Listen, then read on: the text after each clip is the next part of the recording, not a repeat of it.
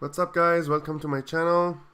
This video, it says at what temperature will 0.032 mole of Cl2 exert a pressure of 4.7 atm at volume of 0.35.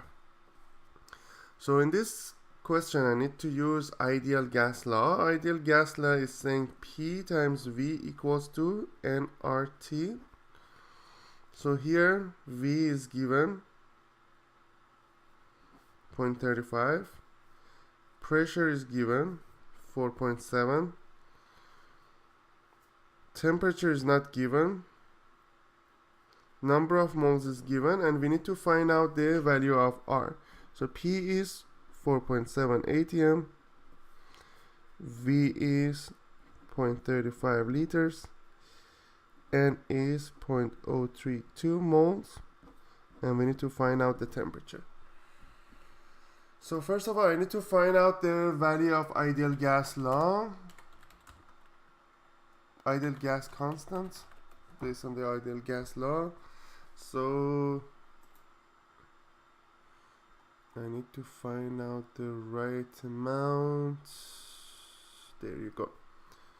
So the value of R is 0.08205 liters times atm mole per Kelvin. That's the unit for ideal gas constant.